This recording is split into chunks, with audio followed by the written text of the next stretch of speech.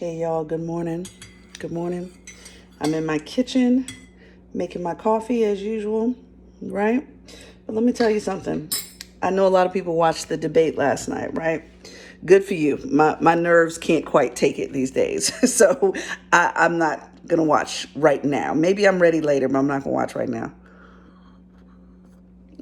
But let me tell y'all what I really want y'all to be aware of. So while I was working at University of Maryland, I was trained as a dialogue facilitator, and I loved it. We trained on various topics. We did everything, when it came to intergroup dialogue topics, whether it was race, gender, military, civilian, body size, image.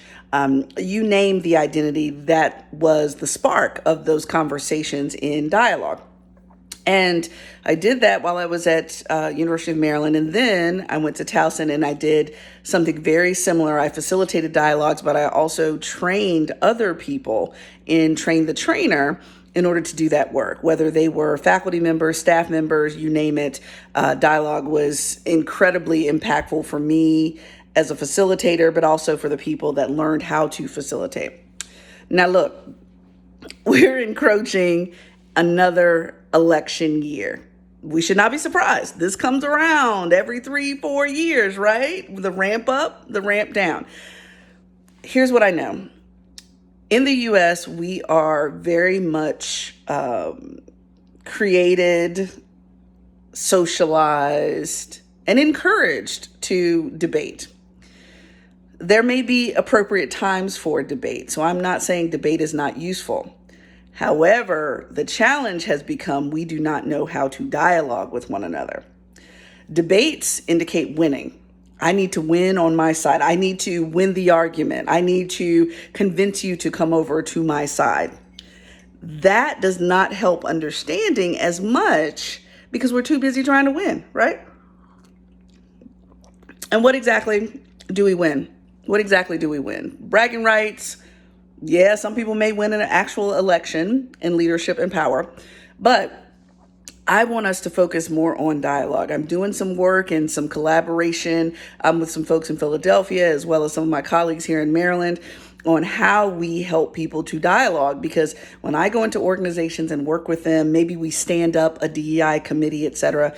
After we've done that, they automatically see a great need for people to facilitate very difficult conversations around topics of diversity, equity, and inclusion. No one knows how to do it, or very few people know how to do it within the organization. And on top of that, it's hard to broker the power dynamics in the organization because you probably should not be facilitating a dialogue in your own office or department. You may need to do it elsewhere where there are fewer power dynamics. So given that, I'm continuing that work. I'm continuing to do that work with partners and so forth. We're trying to figure out what a certification might look like that's packaged for organizations to do this work well, but I'm not going there yet.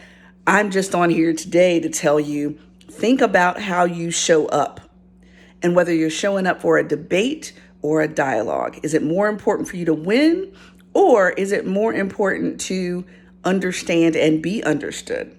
Once you set up a dialogue in such a way that the goal is not for someone in the room to win, but for everyone to get up and leave from that space and from that meeting with a deeper understanding of someone else's opinion and a better understanding of their own opinion in such a way that they can articulate it much better, then we're winning. Okay, so think about dialogue, how it shows up, how it should show up more often in what you do and how that can improve organizations. Okay, dialogue, not as much debate.